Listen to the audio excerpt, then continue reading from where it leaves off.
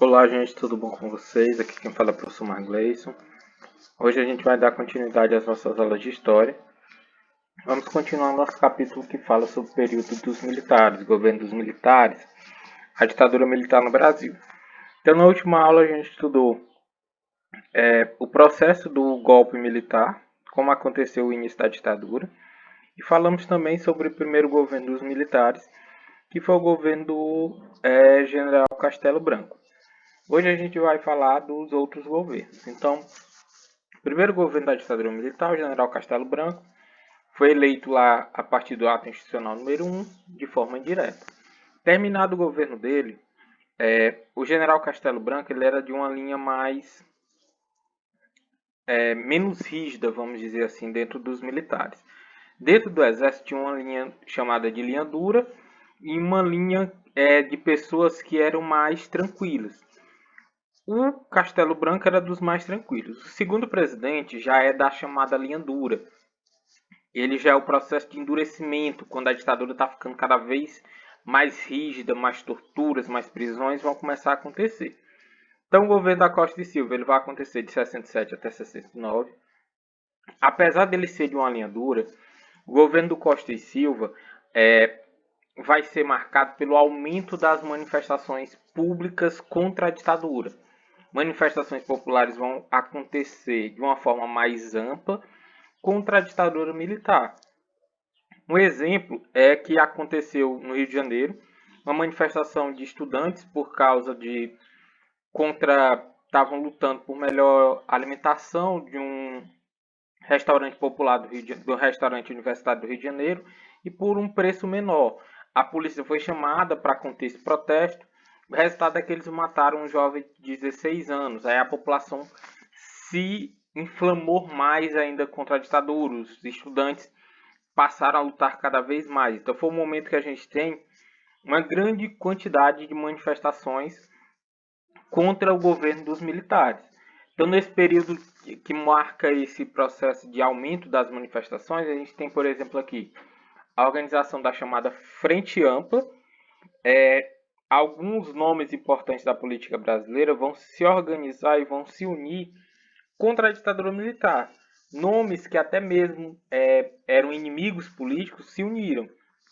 É o caso aqui do Juscelino, do João Goulart e do Carlos Lacerda. O Carlos Lacerda é aquele que a gente falou muito nas últimas aulas, que ele sempre criticou o Juscelino, o Getúlio Vargas, o João Goulart. E ele mesmo, Carlos Lacerda, apoiou a implantação da ditadura militar.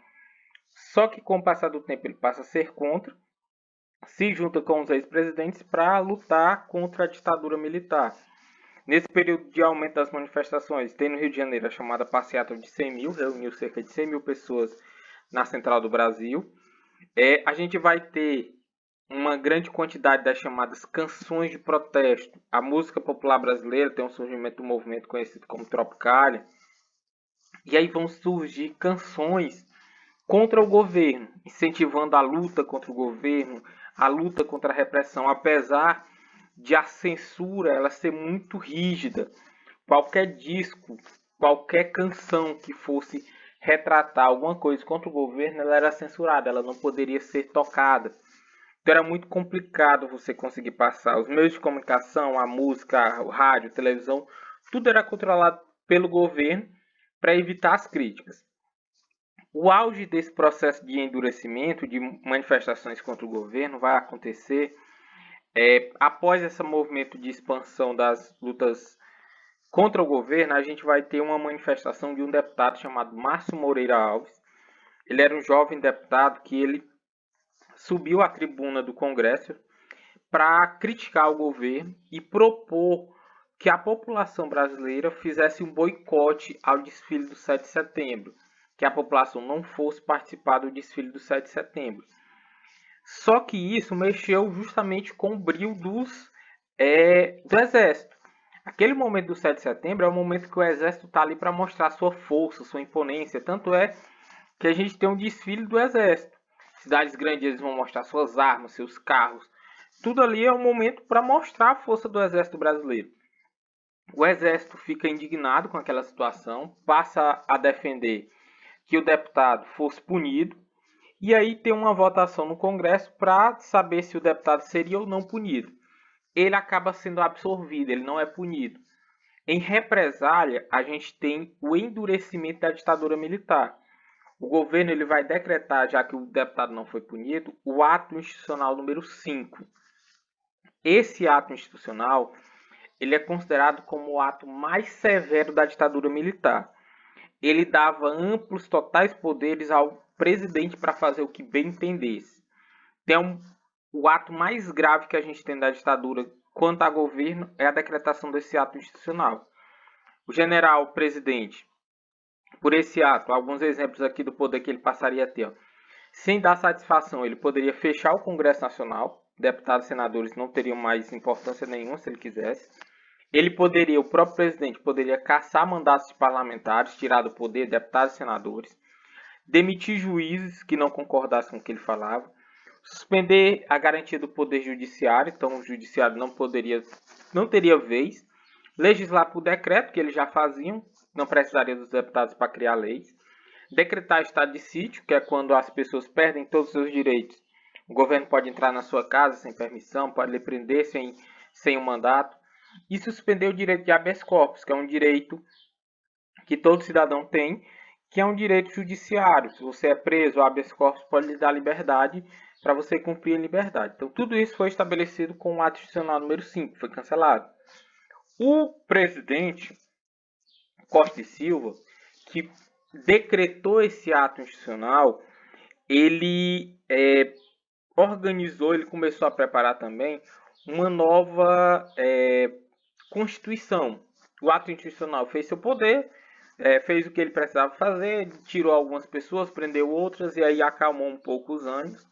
E aí ele convocou o Pedro Aleixo, que seria o responsável por elaborar uma nova Constituição. Pedro Aleixo iria elaborar a Constituição, iria acabar com o ato institucional número 5, iria começar a melhorar o processo de ditadura militar, e seria uma espécie de abertura. Só que antes que esse processo de abertura começasse a acontecer, o presidente adoeceu. O Costa e Silva, ele acaba tendo que deixar o governo porque ele sofre um derrame e ele não pode mais governar. Então, no lugar do presidente Costa e Silva, vai governar no Brasil uma chamada junta militar. Vai pegar o representante do Exército, o representante da Marinha, o representante da Aeronáutica e os três vão mandar no Brasil durante esse processo. Eles vão governar até que o novo presidente possa ser eleito. Para ser eleito, teve a reabertura do Congresso Nacional, chamaram os antigos deputados que não tinham ainda sido cassados e vai ter uma eleição de forma indireta para saber quem seria o próximo presidente. O próximo presidente que vai ser eleito vai ser o novo do Exército, o Emílio Garrastazu Médici. Durante o governo dele, é considerado os anos de chumbo, os anos de maior repressão, maior quantidade de torturas registradas durante a ditadura militar. É o auge do autoritarismo. Por isso mesmo, o governo dele ficou conhecido como os anos de chumbo. O governo, durante esse período, ele vai usar muito da questão da propaganda política. A propaganda que o governo fazia para mostrar que o seu governo era bom. Então, para isso, eles vão usar a televisão. Um exemplo disso é a TV Globo. A TV Globo, ela era uma emissora de televisão pequena, só funcionava no Rio de Janeiro. E graças aos militares, eles começaram a receber concessões e permissão para funcionar em outras regiões. Isso fez com que a Globo crescesse com o patrocínio do governo, recebendo dinheiro, apoiando os atos que o governo militar fazia, fez com que a Globo crescesse e se tornasse a maior emissora de televisão do Brasil até os dias atuais. Então a Globo ajudou muito nesse processo de ditadura militar. Agora, pouco tempo atrás, a Globo lançou um editorial onde ela assumia o erro de ter apoiado a ditadura militar durante lá o governo da ditadura. Mas, durante a ditadura, eles eram muito próximos com os militares. Forma de propaganda, por exemplo, tinha a propaganda que dizia Brasil ame ou deixe. Ou você concorda com o governo ou você vai ser expulso do país. Você está convidado a se retirar porque senão você vai ser preso, pode ser morto. Esse período, como eu falei, é o auge do autoritarismo. Então a gente tem o auge das torturas, das perseguições. Então aqui, além da questão de torturas e perseguições, a gente vai ter também a luta contra o governo. A gente até hoje tem uma discussão muito grande sobre essa questão da luta que foi organizada durante a ditadura militar contra o governo, se eram terroristas, se era uma forma de organização a lutar contra os excessos. Tem gente que defende que era terrorismo, tem gente que defende que era pessoas de bem, mas é, cada um tem o seu lado de escolher. Cada um tem suas vertentes para dizer o que quer e independente de cada isso. Então a gente vai aqui falar um pouco sobre essa questão das lutas contra a ditadura. Então nesse período do auge da luta da tortura, da repressão, a gente também vai ter o aumento da luta armada. Alguns grupos vão se organizar para lutar contra o governo. A forma que eles encontraram de lutar contra a ditadura foi pegando em armas. Então vão surgir guerrilhas urbanas, rurais, que vão lutar, pegar em armas para lutar contra o governo. A gente vai ter grupos paramilitares que vão organizar, por exemplo, assalto a bancos para pegar o dinheiro e usar para financiar a luta. Sequestro, eles vão sequestrar pessoas importantes. Um exemplo é o grupo de guerrilheiros, se eu não me estiver enganado, MR8, que eles sequestraram o embaixador da Alemanha e fizeram a troca desse embaixador por uma série de presos que estavam sendo torturados nas prisões do Brasil. Então eles usavam essa forma para lutar. A gente vai ter aqui como principais líderes guerrilheiros da luta armada dois nomes. O Carlos Marighella, que organizou a luta urbana, sempre no Rio de Janeiro, depois ele começou a se espalhar por outras regiões, fugindo do governo. E o Carlos Lamarca, que organizou uma guerrilha rural. Os dois acabaram sendo mortos em ataques do governo. Em gente que diz que foi durante o conflito armado e gente que diz que foi apenas um ataque de emboscada que pegaram e mataram eles. Então, esse período foi marcado pelas torturas, pelas mortes de centenas de pessoas do país, pelo desaparecimento. Até hoje teve gente que desapareceu e nunca foi encontrado os corpos. A gente tem a questão da tortura.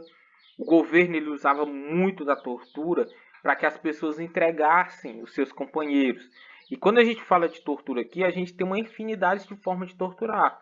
Desde choques, davam choques nas partes íntimas, bater, esmagamento de membros, esmagar o dedo com alicate, com martelo, enfiar agulha debaixo da unha, enfiar ferro quente nas partes íntimas de homens e mulheres, usar drogas para fazer as pessoas torturar.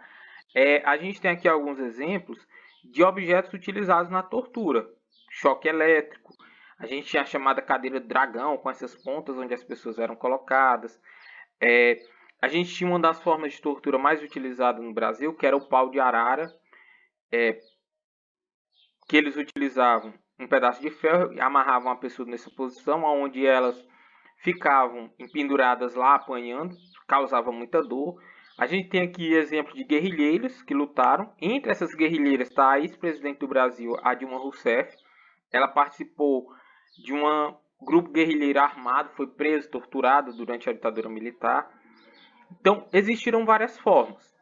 Foi escrito um livro pela Igreja Católica, um dos bispos da Igreja Católica, que vai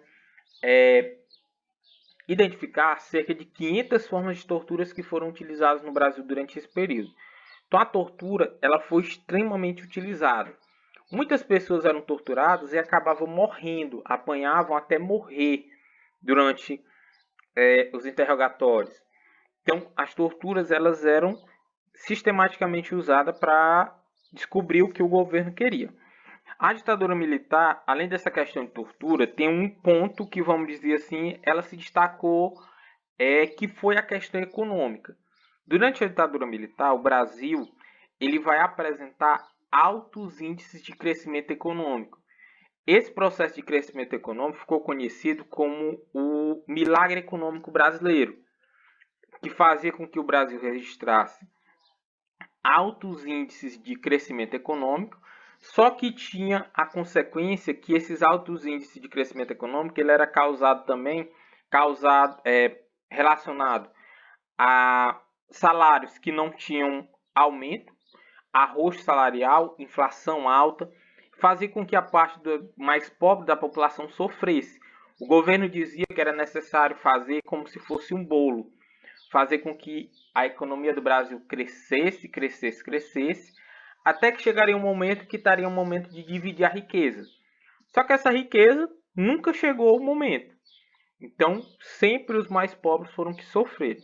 O milagre durou pouco, pois dependia da situação econômica externa, e muito do dinheiro utilizado era de empréstimos externos, e esse processo ele durou até que o mundo sofreu com a crise do petróleo de 1979, quando o petróleo teve alto crescimento da questão do preço do petróleo, gerando uma crise econômica mundial. As consequências do milagre econômico, a gente vai ter o aumento da inflação e da dívida externa, e os militares usavam o milagre econômico como pretexto para manter o governo. Quando o crescimento parou, aumentaram cada vez mais as pressões contra a ditadura. Então, enquanto a economia estava indo bem, tudo bem, vamos apoiar. Quando começou a sofrer, aí a pressão aumentou cada vez mais, gerando conflitos dentro do governo e contra o governo da ditadura militar. Então, gente, por hoje a gente vai encerrar nessa parte, para o vídeo não ficar tão extenso. Na próxima aula a gente continua a parte do final aqui da ditadura militar. Espero que vocês tenham entendido. Qualquer dúvida que tenha ficado, é só entrar em contato, que eu estou à disposição de vocês. A gente encerra por aqui. Tchau, tchau, fiquem bem e até mais para vocês.